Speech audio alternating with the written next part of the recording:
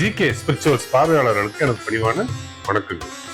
மேஷ ராசிக்காரர்களுக்கு எனது இனிய தமிழ் புத்தாண்டு வாழ்த்துக்கள்.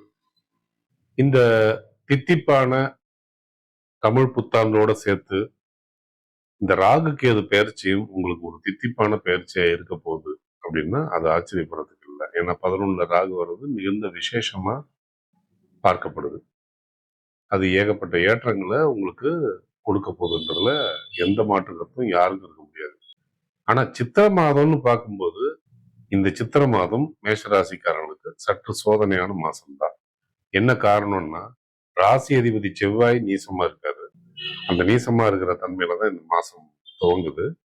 உத்தியோகம் தொழில்னு பாத்தீங்கன்னா ரெண்டுத்துலயுமே போராட்டம் இருக்கும். ரெண்டுல குரு இருக்கிற காரணத்தினால அது உங்களுடைய தொழில் ஸ்தானத்தை பார்க்கிற ஒரு காரணத்தினால மேலதிகாரிகள் உங்களுக்கு மிகுந்த உதவியை பண்ணுவாங்க. அதுல எந்த குறையும் இருக்காது. ஆனா சக ஊழியர்கள்கிட்டையும் கீழே பணிபுரியவங்ககிட்டையும் நீங்க எச்சரிக்கையா தான் நடந்துக்கணும். அதே மாதிரி சொந்த தொழில் பண்ணக்கூடியவங்க லாபத்துல இழப்பு ஏற்படுற சமயமா இது இருக்கலாம். அது பெட்ரோலியம் சம்பந்தப்பட்டவங்க அல்லது எரிபொருள் சம்பந்தப்பட்ட துறையில வேலை செய்யறவங்க, அதே நேரம் கட்டுமான தொழில், அதுக்கப்புறம் மணல், இந்த மாதிரி விஷயங்கள் எல்லாம் சொல்லலாம். அதுக்கப்புறம் கம்ப்யூட்டர், அதுக்கப்புறம் கம்ப்யூட்டர் சார்ந்த தொழில்கள், செல்போன், எலக்ட்ரானிக்ஸ், எலக்ட்ரிக்கல்ஸ், இதுல உள்ளவங்களுக்கு கூட லாபத்துல இழப்பு ஏற்படுறதுக்கான ஒரு நேரமா இது இருக்கலாம். அதனால நிதானத்தோட தொழிலை பண்ண வேண்டியது அவசியமா இருக்கும். குடும்பம் அப்படின்னு எடுத்தீங்கன்னா குடும்பத்துல மகிழ்ச்சி குறையாது. குடும்பம் ரொம்ப பீஸ்ஃபுல்லா தான் இருக்கும். ஏன்னா குடும்ப ஸ்தானத்துல குரு இருக்கிறதுனால நிறைய மகிழ்ச்சியை உண்டு பண்ணுவார். குடும்பாதிபதி சுக்கிரனும் உச்சம் பெற்றுக்கிற காரணத்தினால உங்களுக்கு நிறைய விஷயங்களை உதவி பண்ணும். மேனேஜ் பண்றதுக்கான அத்தனை விஷயங்களும் சமயோஜிதங்களும் உங்களுக்கு தோணும். அதுல எந்த மாற்றமும் இல்லை. ஆனா கணவன் மனைவி உறவுல மட்டும் கருத்து வேறுபாடுகள் அதிகமாக தோன்றக்கூடிய ஒரு நேரம் இதுன்றதுனால விட்டு கொடுத்து போக வேண்டியது அவசியம். 2 பேருக்குள்ளார குழந்தைங்க சம்பந்தப்பட்ட விஷயத்துல நீங்க கொஞ்சம் எச்சரிக்கையை கடைபிடிக்க வேண்டியது அவசியம்.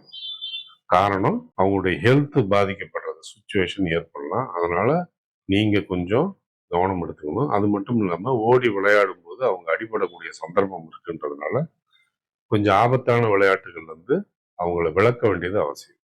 தாய் தந்தையருடைய ஆரோக்கியத்துல நிச்சயமா நீங்க கவனம் எடுத்துதான் ஆகணும். ஏன்னா தாயார் ஸ்தானத்துல செவ்வாய் நீசமா இருக்கிறது ஒரு காரணம். 2வது தந்தையுடைய ஸ்தானத்துக்கு ஆயுள்ல செவ்வாய் நீசமா இருக்கிறதுனால உடல் சூடு சம்பந்தப்பட்ட விஷயங்களோ அல்லது ஆபரேஷன் சம்பந்தப்பட்ட விஷயங்களோ ஏற்படுறதுக்கான வாய்ப்புகள் உண்டு. அதனால அவங்களுடைய ஹெல்த்ல சிறிய வேறுபாடுகள் இருந்தாலும் நீங்க எச்சரிக்கை கடைபிடிக்க வேண்டியது நலம்.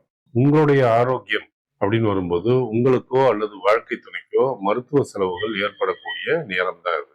உடம்புல சின்ன வேரியேஷன் இருந்தாலும் அதை முறைப்படி நீங்க மருத்துவர் அணுகி அதற்கான சிகிச்சை எடுத்துக்கிறது அவசியம். முக்கிய முடிவுகளை எடுப்பதற்கு சாதகமான நாட்கள் நல்லது. உங்களது சொந்த ஜாதகத்தில் உள்ள திசா புத்தி நன்கு இருந்தால் இரட்டிப்பு பலன் கொடுக்கும். இல்லை என்றால் தடை தாமதங்கள் ஏற்படும். பாதகமான நாட்களில் முக்கிய முடிவுகள் எடுப்பது நல்லதல்ல. உங்களது சொந்த திசா புத்தியும் நன்றாக இல்லை என்றால் எந்த முடிவும் எடுப்பதற்கு பலமுறை யோசிக்க வேண்டும். ஒருவேளை உங்களுக்கு யோகமான திசா புத்தி நடந்தால் இந்த பாதகமான நாட்களை பற்றின கவலைக்கு அவசியமே இல்லை. இந்த மாதம் உங்களுடைய நன்மைகளை அதிகரிச்சுக்கிறதுக்கும் உங்களுடைய தீமைகளை குறைச்சிக்கிறதுக்கும் நீங்க வழிபடக்கூடிய தெய்வம் பிரித்திங்கரா தேவி, திருச்செந்தூர் முருகன், வைத்தியநாத சுவாமி.